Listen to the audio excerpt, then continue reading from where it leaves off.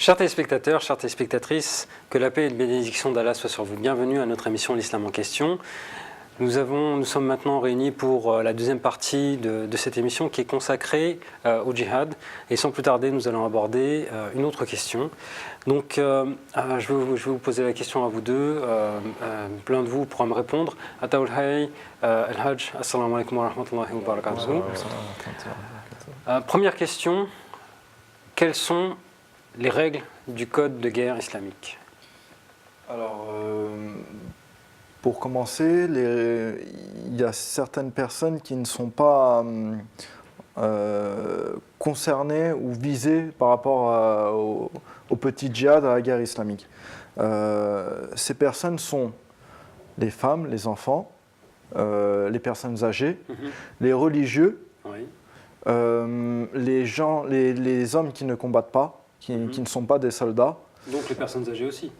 Les personnes âgées aussi, oui, exactement. Mais je pense que les personnes âgées sont déjà, comment dire, citées par... Il se peut que certains hommes ne soient pas âgés, mais ne sont pas des combattants non plus. Donc c'était pour faire la distinction. On a aussi le commandement de ne pas s'attaquer aux lieux de culte, peu importe... peu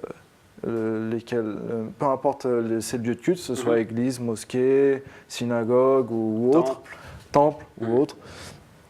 On a aussi l'ordre de ne pas s'attaquer aux bâtiments en règle générale et aux arbres. Donc ça prouve, entre guillemets, que ce petit djihad est fait pour établir une paix et non pas pour détruire.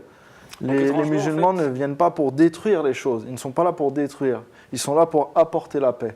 Donc là, si je comprends bien, si on n'a pas le droit de s'attaquer au bâtiment,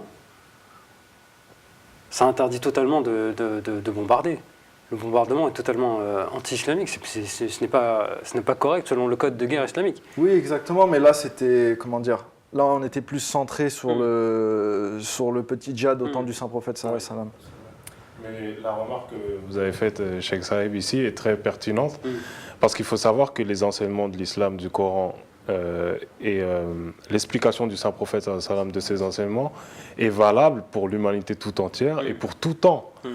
Donc c'est vrai qu'à l'époque, les bombardements n'existent pas, mais aujourd'hui, ils existent. Et d'après ces paroles, on voit que détruire des installations fixes, détruire, tuer des vies, des personnes qui ne sont pas concernés par la guerre, ça va à l'encontre même de l'établissement de la paix. Donc aujourd'hui, on voit des mouvements, des guerres qui sont faites au nom de la paix, on va sauver les gens.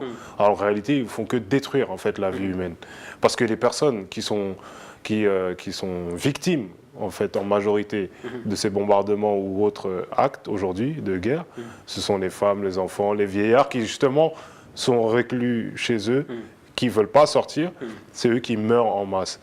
Mais le Saint-Prophète, sallallahu alayhi wa sallam, comme l'a détaillé Ataoul Hay ici, il a donné des ordres tellement stricts aux combattants musulmans qui étaient déjà en infériorité numérique. Ils n'avaient pas, comme on l'a vu dans l'émission précédente, ils ne connaissaient pas l'ère de la guerre, ils n'avaient pas de moyens de faire la guerre. C'était des personnes faibles, il y avait même des personnes âgées, des enfants, des très jeunes adolescents aussi qui faisaient partie de l'armée musulmane.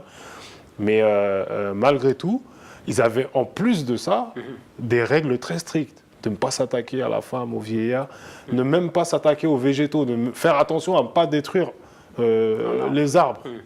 Donc ça veut dire qu'ils partaient déjà avec le sentiment d'infériorité face à ces Mécois aguerris à l'art de la guerre, avec cette peur aussi de faire face à ces gens-là. Mais en plus de ça, ils devaient faire attention à ces injonctions du Saint-Prophète sallam, de ne pas même trancher l'écorce d'un arbre avec son épée. Donc on voit ici, comme l'a dit Ataoul Hay Saïb, et c'est très bien de le souligner, que le but n'est pas de détruire. Entre guillemets, on est obligé de se défendre parce qu'on est attaqué, mais on n'oublie pas pour autant le message de l'islam, pourquoi il a été révélé. Le but de faire le djihad, ce n'est pas de détruire, mais d'établir la paix et de pouvoir d'établir la liberté de culte et la liberté de penser, en fait. Et pour revenir aux règles, là on a parlé des injonctions concernant les individus en eux-mêmes. Mais il y a d'autres règles concernant le fait de faire le petit djihad. La première règle est le fait de se défendre. C'est la première règle. La deuxième règle, c'est le fait d'établir la paix dans un pays voisin. On peut faire un petit djihad afin d'établir la paix dans un pays voisin. Il y a aussi un troisième petit djihad, c'est de dire la vérité devant un tyran, de prendre le courage de dire la vérité à un dictateur ou un gouverneur tyrannique. Ça aussi rentre dans cette catégorie de djihad. Mais je pensais qu'il y avait une autre catégorie, c'était quand deux pays s'affrontaient. Est-ce qu'un troisième ne peut pas être le médiateur et apporter... Là, on parle de médiation, effectivement. Mais ça ne rentre pas C'est-à-dire que si deux pays se font la guerre, alors les autres pays doivent intervenir en essayant de faire une réconciliation. Et d'établir une justice sur les deux... La justice et de la paix. Et si un de ces deux États ne voulait pas se conformer à ça, à l'établissement de la paix, alors tous les autres devaient combattre ce pays. Mais ça, c'est encore un domaine autre que le djihad dont on parle ici, le djihad de défendre la foi.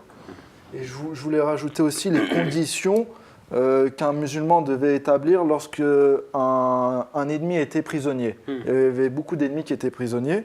Donc, le saint prophète sallam a enjoint aux musulmans de respecter les prisonniers et de les considérer comme si c'était eux-mêmes, c'est-à-dire de les nourrir de la même nourriture que eux-mêmes mangent, de les habiller des mêmes habits que eux-mêmes portent.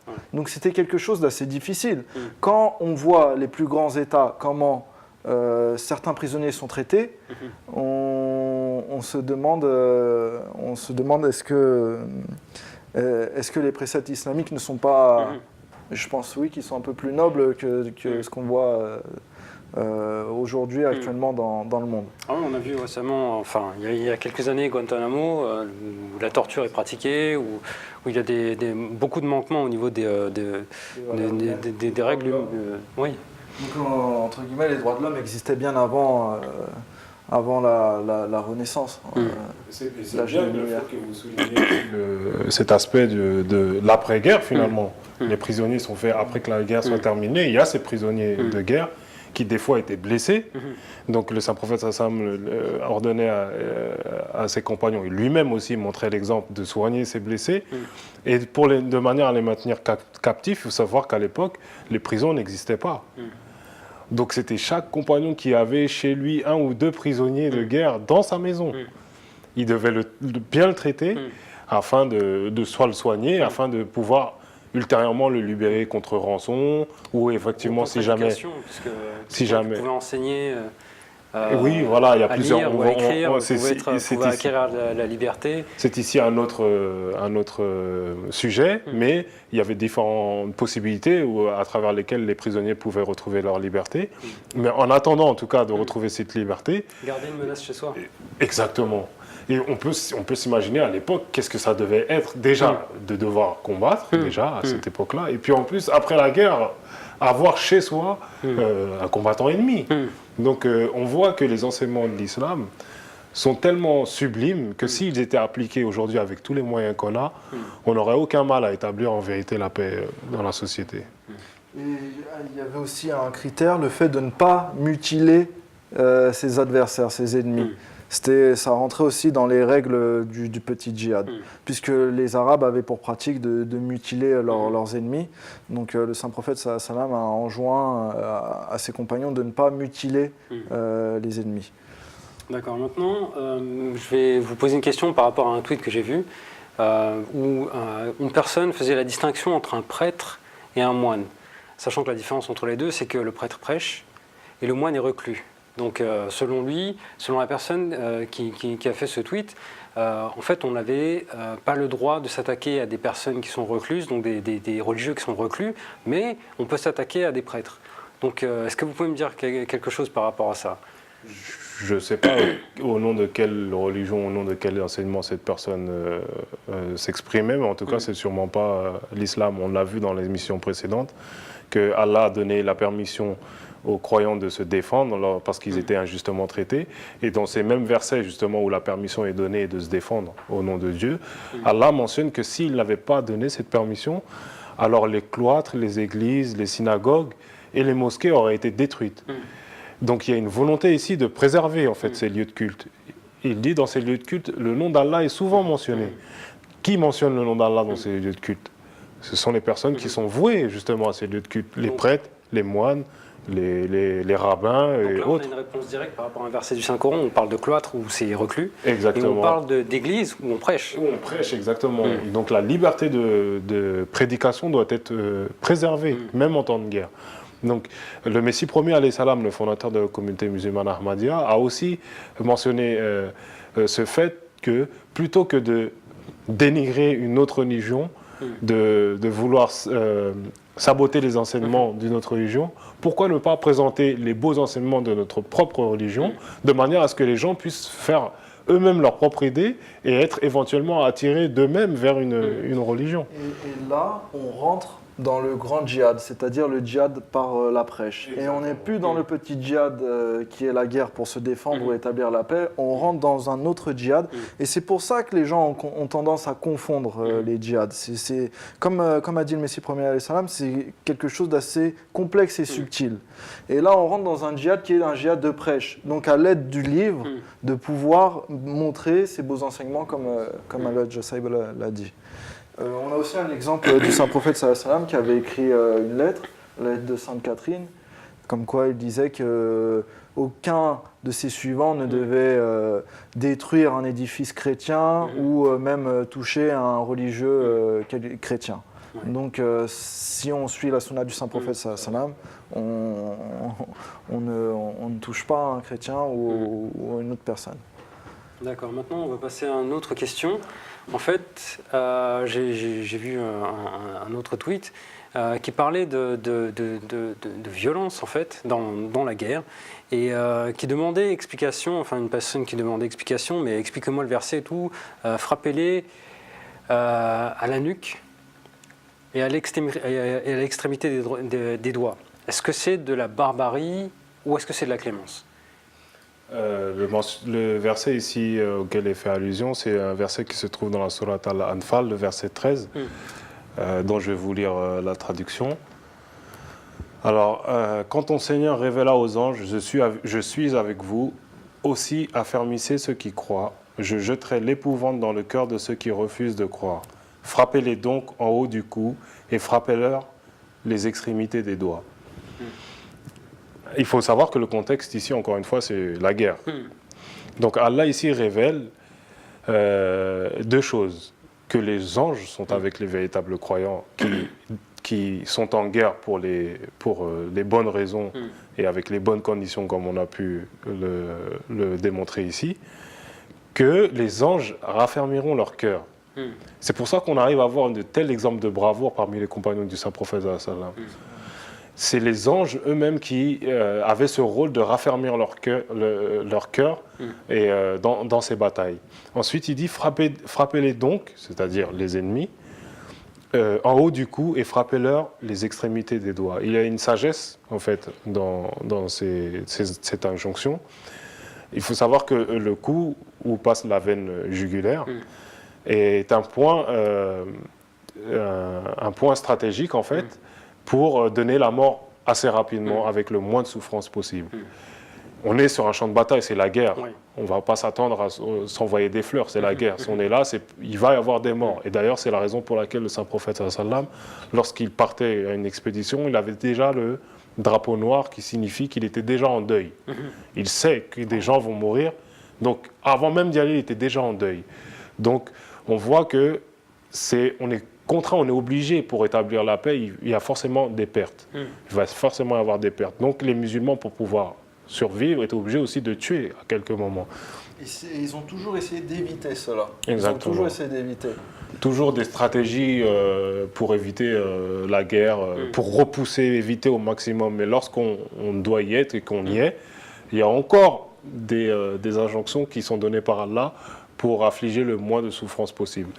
D'ailleurs, ça me fait penser, en fait, le fait de couper l'extrémité des doigts, ça me fait penser tout simplement aux Yakuza, où lorsqu'ils ont commis une grande faute, on leur demande de se couper l'extrémité du petit doigt, en sachant que le petit doigt, c'est l'endroit, c'est l'emplacement en fait, où on exerce le plus de force pour asséner un coup avec le katana. Donc une personne, si on le retire ce petit doigt, il n'a plus de force dans le sabre et il ne peut plus se battre. Et c'est exactement en fait la sagesse derrière le fait que Allah nous demande de les frapper aux extrémités des doigts. C'est pour les rendre incapables de pouvoir saisir une arme et de combattre. Et il faut savoir qu'un homme désarmé ou un homme qui lâche les armes, on n'a plus le droit de combattre cette personne. Ou alors un homme qui professe la foi, on n'a plus le droit de combattre. Une personne désarmée au sol qui est incapable de pouvoir se défendre, on n'a pas le droit de l'achever outre mesure ou de transgresser. Il y avait une histoire avec un compagnon du Saint-Prophète sallam. Exactement, l'histoire d'un compagnon du Saint-Prophète sallam qui a achevé un ennemi sur lequel il avait eu le dessus après qu'il ait professé la foi. Cela a mis en colère le Saint-Prophète sallam en lui disant que tu ne sais pas s'il prononçait ces paroles par rapport à la peur ou pas, ou alors il était sincère dans sa conversion à l'islam. Est-ce que tu as regardé dans son cœur pour savoir s'il disait la vérité ? S'il disait la vérité. Donc on voit que toutes ces règles sont faites de manière à infliger le moins de souffrance possible, parce que le fait de couper les extrémités des doigts, certes, la personne sera blessée, mais c'est très, très peu de blessures. Enfin, c'est le minimum.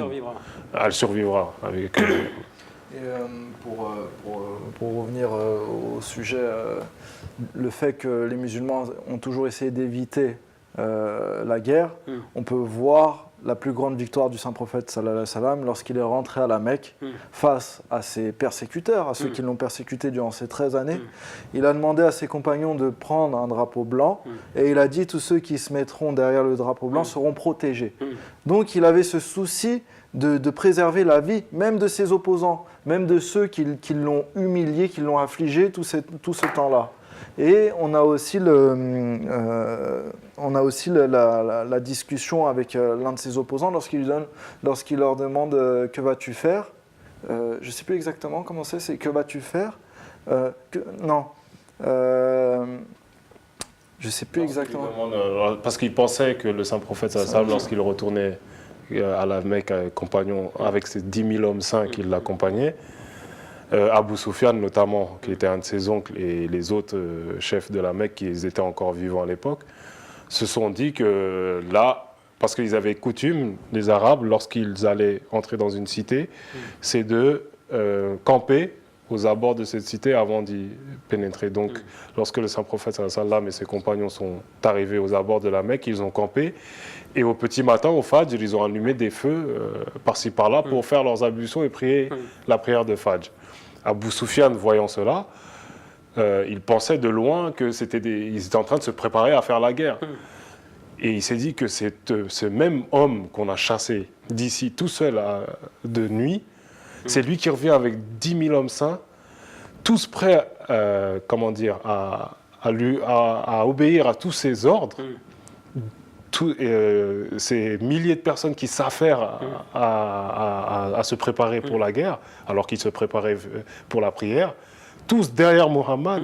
Alors à ce moment-là, on est foutu, en fait. Et lorsque le Saint-Prophète... J'arrive à visualiser la scène, parce que lorsqu'il y a la prière, les rangs sont formés. Exactement. Et le fait de voir ça, ça a mis l'épouvante. Ils se sont dit, là, on est obligé de baisser les bras. Et c'est à partir de ce moment-là où, lorsque le Saint-Prophète est rentré à la Mecque, les gens, il y en a qui ont fui. Ils savaient que là, après, avec tout ce que j'ai fait, moi, c'est la peine de mort, c'est sûr. Vu qu'ils savaient très bien comment fonctionnaient à l'époque les tribus arabes. Mais lorsque le Saint-Prophète est arrivé, qu'est-ce qu'il a dit ? Qu'est-ce qu'il a dit ? Aucune vengeance aujourd'hui, vous êtes tous libres. Il y en a qui n'y croyaient même pas. Et à ce moment-là, Abu Sufyan de dire que, et là effectivement, là je reconnais que la ilaha illallah Muhammad Rasulullah. Après toutes les étapes qu'on a mentionnées depuis l'avènement du saint prophète sallam jusqu'à son retour à la Mecque, il s'est passé tellement de choses que les gens étaient obligés de se dire que non, ce pourquoi Muhammad a été suscité, ça n'a rien de mondain. C'est forcément du divin. Parce qu'on ne peut pas subir autant de choses et venir à la fin dire aucune vengeance. La plus grande victoire du saint prophète sallam, il l'a fait avec l'épée du pardon. C'est-à-dire qu'il n'a pas essayé de tuer ses opposants, mais il leur a pardonné. Et aujourd'hui, les gens veulent retenir tout ce qui est petit djihad, tout ce qui est guerre et tout ça, sans retenir l'essentiel, le plus grand, en fait. Donc voilà, c'était juste... Il y a quelque chose qui m'a beaucoup aimé dans ce que vous m'avez dit, c'est le fait qu'après avoir vaincu, après être victorieux, de sortir avec le drapeau blanc. C'est une symbolique très forte, très impressionnante. On dit d'ailleurs qu'il était tellement humble lorsqu'il rentrait à la Mecque que son front touchait presque la selle de son chameau. Bien. Maintenant, pour répondre en fait aux accusations de barbarie, d'intentions belliqueuses de l'islam, où on parle du saint prophète sallallahu alayhi wa sallam qui a imposé la paix avec l'épée, toujours encore des propos calomniateurs. Est-ce qu'on peut avoir un petit peu des chiffres par rapport aux batailles? Si vraiment les musulmans ont été des barbares, est-ce que vous avez des chiffres sur ces batailles? Sur combien de prisonniers il y avait, combien de morts? Je pense qu'il y avait 7% de morts dans la première bataille, la bataille de Badr. Il y avait 7% de morts et 7% de prisonniers. Après... Les chiffres, on n'a pas les chiffres exactement, je ne pourrais pas vous les citer ici, mais on sait que durant l'apostolat du saint prophète qui a duré 23 ans, le temps consacré à la guerre, je n'ai pas le pourcentage, mais est très très minime. On a évoqué qu'à plusieurs reprises. Ça fait quelques mois. Exactement. Même pas d'une année en fait. Exactement, ça fait même pas un an. Je n'ai pas les chiffres exacts, je n'arrive pas à m'avancer, mais on voit qu'en tout cas, il y a plusieurs moments où le saint prophète a pu éviter la confrontation. Je pense notamment à la bataille du fossé, où il avait fait creuser un fossé tout autour de Médine, de manière à ce que les hommes ne puissent pas le franchir avec leurs chevaux ou avec leurs chars ou autres, de manière justement à éviter la confrontation physique.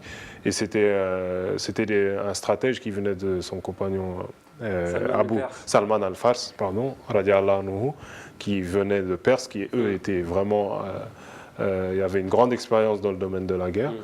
Il y a aussi l'histoire des 1000 feux ou des 10 feux des feux de camp que les combattants faisaient.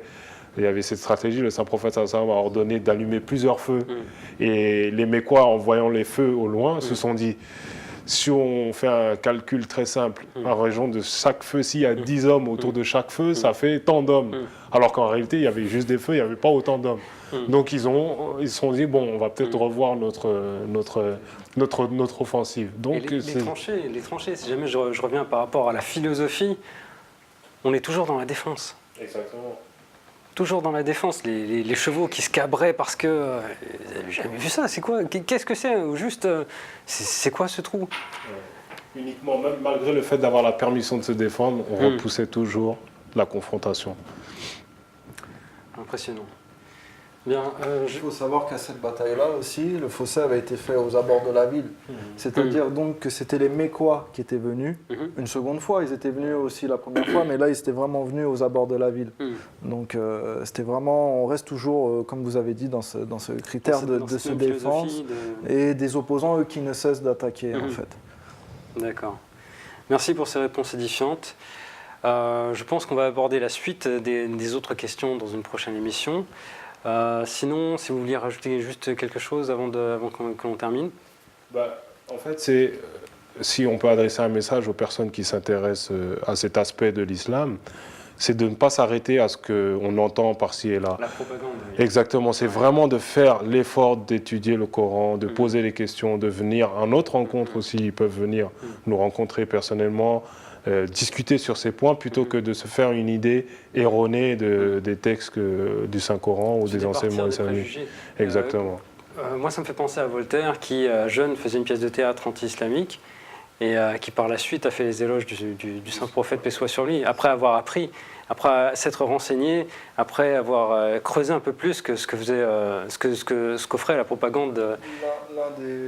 L'un des plus grands compagnons du saint prophète, Salah, qui est le deuxième calife Omar, qui était lui un des grands opposants du saint prophète Salah. Il était parti pour aller le tuer. Et c'est sur ce chemin qu'il s'est converti à l'islam et qui est devenu l'un des plus fidèles du saint prophète sallallahu alayhi wa sallam. Et là, on voit la faculté de Dieu à changer le cœur des gens. Très impressionnant et très émouvant. Bien, c'est sur cette note que nous allons terminer cette deuxième partie de cette émission consacrée au djihad. Je vous dis à bientôt pour une nouvelle émission. Assalamu alaikum wa rahmatullahi wa barakatuh. Wa alaikum salam wa rahmatullahi wa barakatuh.